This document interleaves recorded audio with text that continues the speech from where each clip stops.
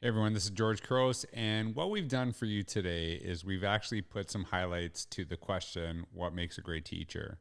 And the podcast, Three Questions, actually was inspired by educators who honestly were not getting credit. And it was actually one of the reasons that I wrote Because of a Teacher with 15 Wonderful Authors, is because actually when you saw in 2020, there was this like weird 2 week period that educators were like loved. People just really appreciated them. And I thought, oh, this is finally it. This is the moment where education is finally getting the credit it deserves. And then the 2 weeks were up. And then it was just mean again. And so it was really sad. But that's why I wanted to do these three questions. And the first one is, who's a teacher that inspired you and why? One of the reasons I wanted to share this question, and it was so important to me, is you often go to like conferences, you hear speakers talk about, did you know that this person like quit school and this person quit school and this person quit school, and look at how amazing they are and all the incredible things they've done because they quit school. And that's happened. Yeah, that's happened. But there are way more people who have truly been inspired by teachers and have gone on to do great things. Like we always focus on the few that quit school and did great things, and that's great. We should. But a lot of times it is because of a teacher that people went on to do great stuff. And that's why I wanted to share these little stories and get people to share these stories with the teachers who influenced them in their past. So I hope you enjoy this segment, just talking about the great teachers. I hope you can share this with others because there's a lot of inspiration, and I'd love for you to hear the stories. But I think what's most powerful to me, and I've been really kind of talking about this, share the stories of your teachers who made an impact on you. Write in the comments down below some of the teachers who inspired you and why. Share this podcast with others, but then, in sharing, talk about one of the teachers that inspired you. Share it on your own Facebook, your Twitter, your Instagram, whatever. Share about the teachers who inspired you, because this is the thing. More teachers don't hear things from the kids they inspire than do. And we need to change that. I think that's really important to me. So it's why we want to put this together. I hope you enjoy this podcast. Thanks for being here. Thanks for all you do. Take care.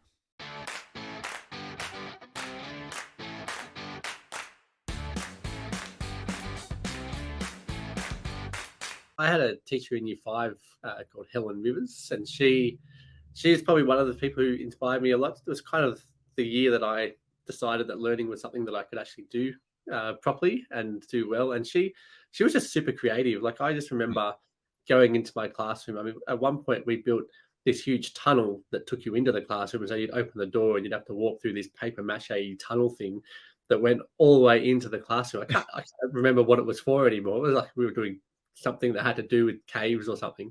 And we did that. And I remember doing how the government worked, and she set us all up as, how Parliament worked. And we had one side here and one side there, and we would debate, and we would actually run stuff. So like we would have someone who was running lunchtime activities, and they were the minister of lunchtimes, and someone who was That's amazing.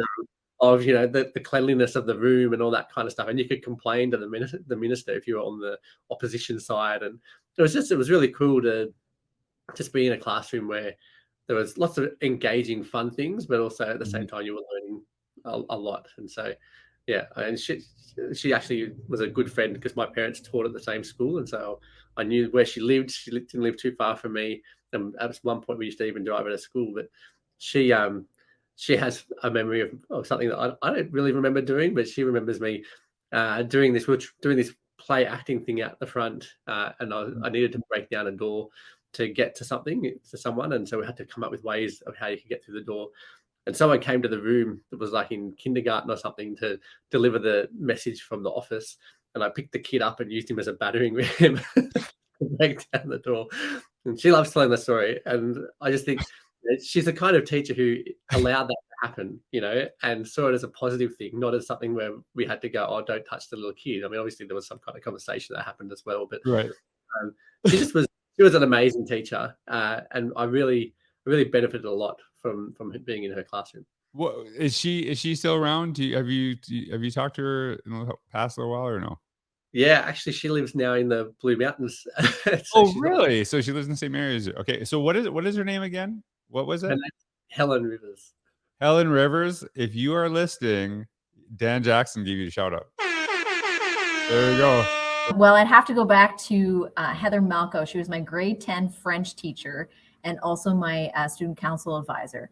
She was just one of those teachers like, well, first of all, she came in the middle of the year. We had a teacher that went out on leave, and she just kind of picked up the pieces where that person had left off. We'll say this, our class was not the easiest class in the school building, but she made that thing run like a well-oiled machine. And I remember in grade 11 having a conversation with her about running for student council president. And I was kind of like, I don't know, should I do it? Like, I'm not a popular kid. I was the kid that liked math, obviously, because I teach math. And she was like, why not? What do you have to lose? Like, seriously, it's a few pieces of paper, a speech. You have nothing to lose. So why not give it a shot? And like, that moment was the moment that changed everything for me. It made me think, yeah, like, it's not that much that I have to that's going to make a difference.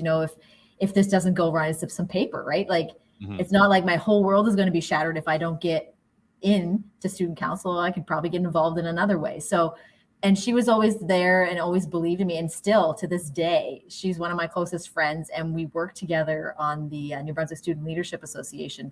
She's the secretary. So it's really come full circle because she took me to that leadership conference as a student.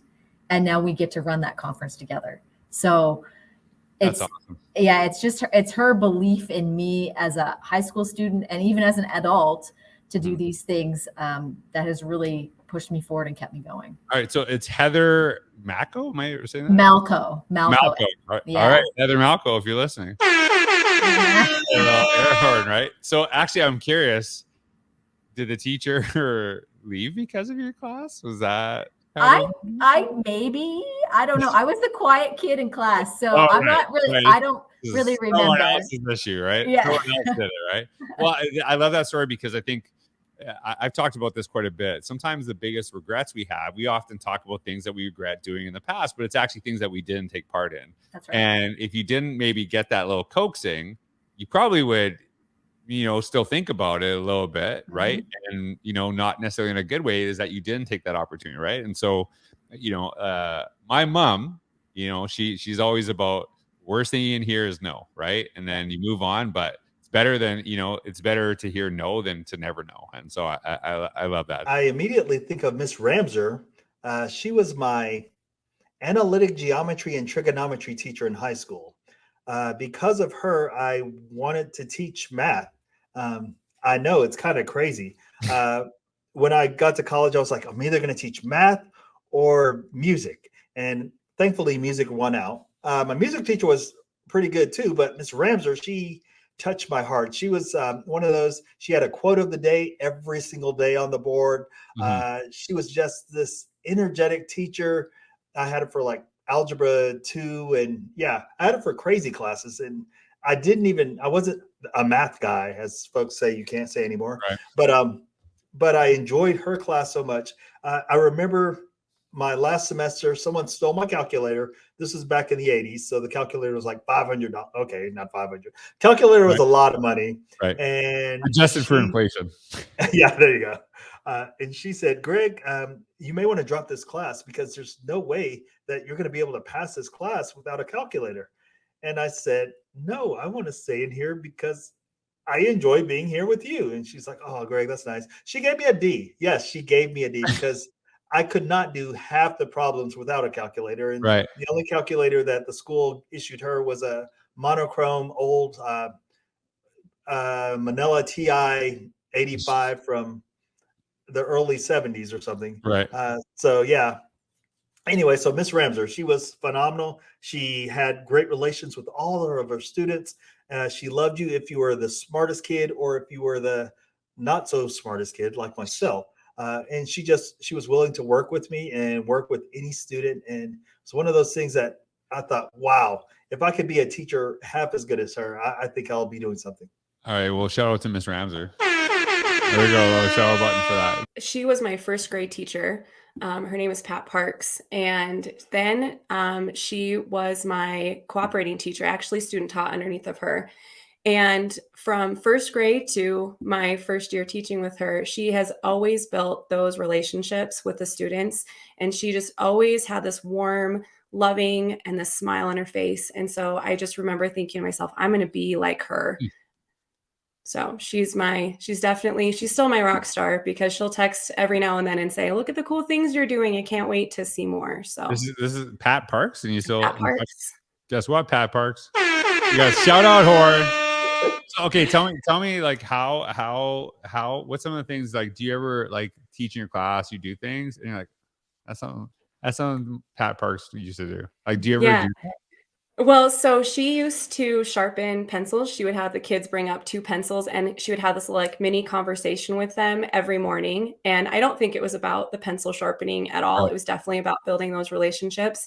And so that's kind of like my goal almost every day, just like, how are you doing? How was your night? You know, what do you got going on coming up? And, you know, just kind of those little things, getting to know the students a lot more than just, you know, by their name. So What a, like there's some there's some method, I can't remember what it's called.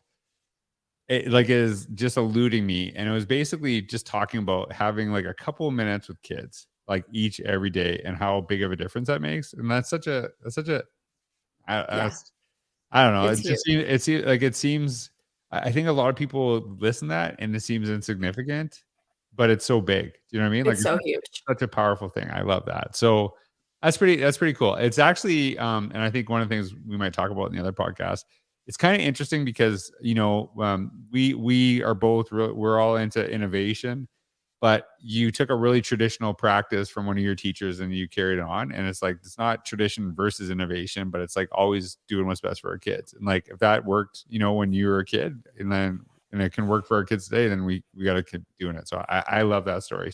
Kirk Datto, it comes immediately to mind. And what's interesting was, like, he wasn't my teacher as a, you know, elementary, middle, or high school student. He was my cooperating teacher as a student teacher. And he was so influential. I mean, I talked about him in Bold School. Yeah. He was so influential because I tell this story of when I taught my first ever lesson, and it was a complete disaster. It was a complete disaster. And he didn't blow smoke. He gave me this profoundly wonderful gift that I didn't understand at the time. He literally, after I was done, it was a disaster. I was soaked in sweat. I knew it was a disaster. Kids leave the room. He folds his arm. He looks at me and he's like, well, that was right. Like, and just like told me exactly what I needed to hear. Right. He didn't lead me to believe that something was bad was actually good, and then let me just continue down that path of mediocrity. Like, he told me it was garbage, but then he gave me the greatest gift I ever received. He coached me up. He made me better at the craft. He had conversations about teaching in the way that you and I have had conversations about speaking. It was just like, let's take this thing, let's distill it, let's dismantle it, and figure out what makes it go. And I'm forever indebted to that guy for that. You know, there's a couple of things. First of all, it is really amazing to think about how great teachers impact so many beyond their classroom, right? Yes. So I actually distinctly remember you telling this story in Hawaii. I was like going to be shocked if you said something else, to be honest with you, because I actually remembered the story very well. And that makes me feel good. That makes me feel like I did something right. Oh yeah. I watched all the educators that were inspired by that story of this teacher, who then probably went on and then they made that impact because of the conversation, right? And probably a lot of conversations they had. And I think the second piece is there is this misconception that sometimes when there is a criticism or a challenge on something, that it's actually a negative thing. And I do believe sometimes if you've ever been online, which everyone has, and if you're listening to this, you're online. Yeah. The reality of this is that you can pick out really quick when someone's just doing it to rip you apart, to like to lower you, right? And often to their level, right? Because they're feeling like, you know, as opposed to like, hey, I care about you enough that I'm going to step in because we want you to be successful. And, you know, the best people in my career have challenged me like that. And I think that is really powerful. And is it Kirk? It's Kirk Datto. Yeah. But sorry. Wait, hold on. Kirk Datto. I didn't want to miss that out. Right. No, but as a continuation of what you said, like, you're right. Like, sometimes the perception is like, ooh, this is negative. Right. Like, we have this infatuation with instructional coaching. And what's problematic is, like, coaching is an intensely vulnerable experience. Like there are times when it feels uncomfortable. There's uncertainty, there's risk, there's emotional exposure. All of those things exist in coaching. And what happens is like a lot of schools and districts think they have instructional coaching programs, but unless you're willing to dive headlong into that vulnerability, you don't have an instructional coaching program. What you end up with is an instructional reflection program, where it's just people asking like, how do you think that went? That's not coaching, that's reflection. Reflection is valuable, but it's very different from coaching.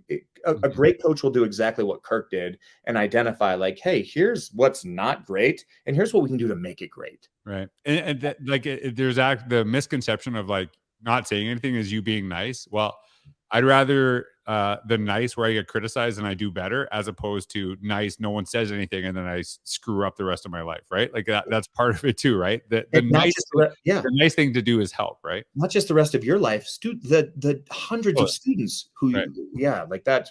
We have to have a sense of urgency about this work. That teacher would probably be my 4th grade teacher, Miss Miller. So I was not your fit in the box student. I actually did not like school at all. Actually, my elementary school told my parents that I probably wouldn't be successful after high school. Oh, wow. And so to start creating a plan for me. Yeah. Mm-hmm. Really? So, but it makes me really sad because if back then I'm kind of old. So, but if back then they would have realized like how powerful how they could have shaped my life, that, they would have taken some ownership in that and really helped. But Miss Myler did not get that message. So she really poured into me and really helped me see that me as a learner, because I did not like to learn. I did not like school. And up until that point, I didn't see myself as a learner. I was often embarrassed in class of things to do, but she used to have one-on-one meetings with us every week. And in that meeting, we gave feedback about the class, like what our thoughts were on class, what our dreams were, what our potential was. And so that's really the first time that I saw myself like, oh, wait, I can be successful at this and I'm actually a learner, which is really crazy because that's what my whole life is now, is supporting people and learning. So it's pretty ironic. And it's my top strength in Strength Finders. If you do that assessment, it's my top strength as being a learner. So, yes, that's wonderful. So, and probably the most important thing about her was recognizing that I don't do school well, but I didn't have to do school well in order to be a learner and to be capable and to, thrive. Well, we're gonna, instead of air horn, we're gonna applause. Okay, I got something here. I thought about this sometimes. It's kind of interesting, right? How many times do you hear these stories of like people that are successful like yourself, and then they share like, someone at my school said you'll never be successful, and like, look at me now. I'm like, maybe they did that to trick you. Like, there's a little sometimes, like, there's so many stories like that. And it's like, maybe they're just, maybe that was their trick of motivating you, right?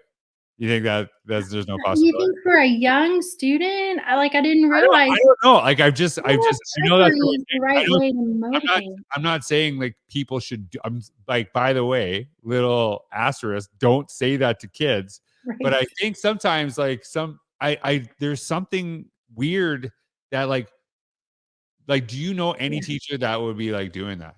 Do you know what I mean?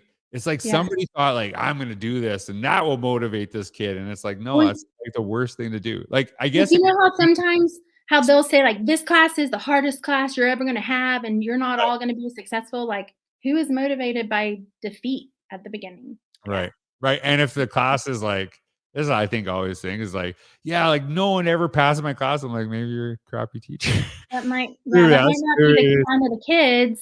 Maybe it's a you thing, right? Yeah. So I just find it like there's so many of those stories. Like you hear about people like, my teacher didn't do this, and they like hold on to it. Like I'm a very spiteful person, so I would like, I'll show you.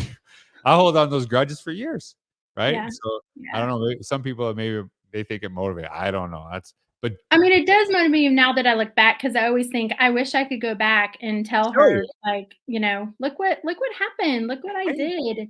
I did get my doctorate a couple of years ago, and I seriously got my doctorate because I wanted to prove to other people that I could do it for real.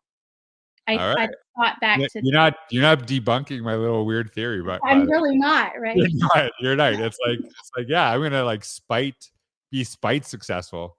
If I go back to high school, because that's an experience, that's an inspiration that actually, brought me along the path of wanting to be, either a professional hockey player, or if not, it was going to be a school teacher, right? So it's my high school chemistry, a science teacher, and his name was Richard Poirier. So we're going to get you to practice your French names. So Richard, Poirier. Poirier? Yeah, Poirier. Okay. All right. Anyway, so this was my high school teacher, and he was inspiring because I would be in his class, and just the way he would engage us, and it was especially the relationship part. I didn't know it back then. I was a student, and of course going through the life experience that I did, and discovering leadership and the importance of relationships and developing that connection with your students. Now I understand what he was doing. Right. So not knowingly, that influenced me in a sense where that's the type of connection that I wanted as a person, even as a 17, 16, 15-year-old, just being in that class, it just felt right, in the way that he would talk to us, the way that he would address us, the way he would ask us questions, get us to discover things. It was obvious that it was about the relationship first with each student. And that's what I wanted to do. I just knew right then and there, I was doing some tutoring as well, a little bit. And I was a hockey player, playing AAA hockey. And so it was a busy schedule, but just seeing him doing what he did and the love that I had for chemistry, it's like, that's what I want to do. I want to connect with people like that because it brought a sense of accomplishment and a sense of fulfillment. Right. Looking back now, knowing that's what it was. So just the connections, and it wasn't the only one. There's a whole bunch of us that, he was our favorite teacher, and just because of that, not because he let us do what we wanted to do, it was fun, it was engaging, but it's because he came and got us, and he developed that relationship first with us. And, and that just inspired me to want to go into education and eventually do what I want to do. Because if I hadn't crossed him in my path during my life, right, I probably wouldn't be where I am today. All right. Well, we got to give a big shout out. There you go. Shout out. So it's funny because I joke, like I do struggle with science. It's like it was like by far my hardest subject, right? Yeah. And like as I'm listening to you, one of the things I don't like talking negatively. This is probably, and I don't know if I am. I feel that one of the reasons I struggle in science is that I had brilliant science teachers who didn't necessarily do that. And I think, in the classrooms where we struggle the most is where the relationship is most needed. Do you know what I mean? So things just didn't click for me in the area. And so let's flip this around. I actually remember Shelley Mirth. She was my biology teacher. Okay. And she was so good at relationships, and to be honest, I don't know if I did any better, but I didn't feel as dumb in her class, if that made sense. Do you know what I mean? Like, absolutely. Really, she was incredible. I actually, weirdly enough, I still talk to her. I've connected with her several times. And I just remember how much of a difference that made, because in the other classrooms where I really struggled with the content, was I a nuisance or was I terrible? Because the last thing I wanted you to think was I was dumb. So I'm going to get rid of that. Just because I know I struggle with it. So I'm going to be the class clown. Right. Yeah. But I didn't seem to have the same disruptive behaviors in Shelley Mirth's class. Right. Yeah. Because it was just that welcome feeling. And she was brilliant in science. Right. So that is kind of an important aspect of it. It's not an either or, it's both. Yeah. So at least you had that, but again, coming back to the relationship piece, right? I've known teachers throughout my career as colleagues and as teachers that work for me as a principal. I've also known teachers that were put into situations where they had to teach completely outside of their comfort zone, and they were brilliant because even though they weren't maybe the most, they didn't know the most about the subject, they were able to make those connections and have fun with it, and still, make sure that the students progressed in it. So, and same goes for the adults, right? As a leader, totally. When I look at the relationships that we have with either teachers or my colleagues, well, usually the relationship will be a reflection of the type of relationship that I was able to develop with that person, right? Or that level of relationship that I have with that person. So if we can get that connection and develop within ourselves the means to be able to connect with people, even the ones that we have we're not going to connect with everybody 100%, right? Like it's some will connect more than others and less, and things can happen too, stuff can happen and it could cause friction and whatnot. But, as leaders and as teachers and as principals, we've got to put our best foot forward and say, at least, when it comes to a situation where somebody doesn't have their door open to want to welcome that, well, at least we let them know that the door is always open. And when you're ready, you can cross that, that doorway. But, we're willing to go and all the way and develop that relationship. But that's the difference maker right there, George.